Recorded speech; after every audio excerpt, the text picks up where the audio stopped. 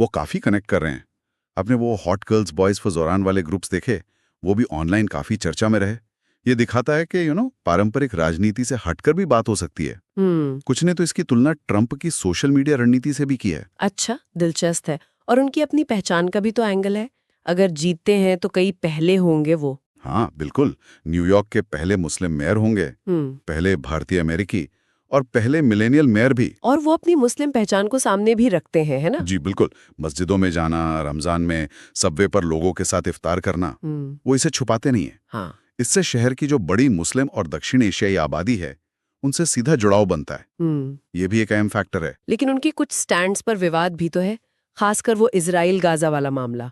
हाँ, वो एक बड़ा मुद्दा है। उन्होंने बीडीएस मूवमेंट का समर्थन किया है। बीडीएस यानी बॉयकॉट, डिवेस्टमेंट, सैंक्शंस, इजराइल पर दबाव डालने के लिए। और इजरायली बस्तियों से जुड़ी रही चैरिटीज का टैक्स फ्री स्टेटस खत्म करने की भी बात कही है उन्होंने। जी, और इस रुख पर काफी तीखी बहस हुई है। कोमू जैसे विरोधियों ने तो उन पर यहूदी विरोधी होने तक का आरोप लगा दिया। ज़ोहरान ने इन आरोपों को खारिज किया है। कहा है कि वो शहर में यहूदी विरोधी भावना के खिलाफ हैं, नफरती अपराधों से लड़ने के लिए फंडिंग बढ़ाएंगे। पर हाँ, ये मुद्दा उनके समर्थकों और विरोधियों को बांटता जरूर है। और उन्होंने खुद को डोनाल्ड ट्रंप का सबसे बुरा सपना भी कहा है। हाँ, ये बयान भी काफी चला। तो क्या ट्रंप ने भी कुछ कहा इस पर? हाँ, और काफी तीखा कहा। ट्रंप ने अपने सोशल मीडिया पर उन्हें 100% कम्युनिस्ट पागल लिखा और कुछ पर्सनल अटैक भी किए।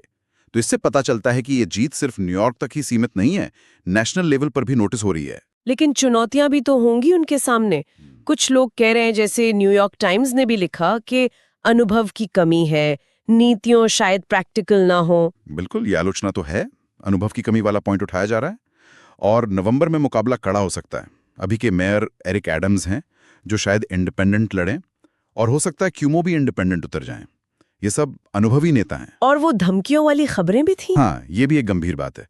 उन्हें और उनके परिवार को इस्लामोफोबिक धमकियां मिलने की रिपोर्ट्स हैं। पुलिस जांच भी कर रही है। तो राह आसान नहीं है। तो कुल मिला के ये ज़ोहरान ममदानी की कहानी हमें क्या सिखाती है? ये सिर्फ एक चुनाव जीतने या हारने से तो ज्यादा है। निश्चित रूप से ये न्यूयॉर्क की बदलती हुई राजनीति दिखाती है। एक ज्यादा प्रगतिशील एजेंडे की मांग बढ़ रही है, वो दिखता है। सोशल मीडिया कैसे लोगों को जोड़ सकता है, वो दिखता है। और एक युवा अलग अलग समुदायों का गठबंधन कैसे उभर रहा है, ये भी पता चलता है। अब देखना यह है कि प्राइमरी चुनाव वाली ये एनर्जी नवंबर के आम चुनाव में कैसे काम आती है।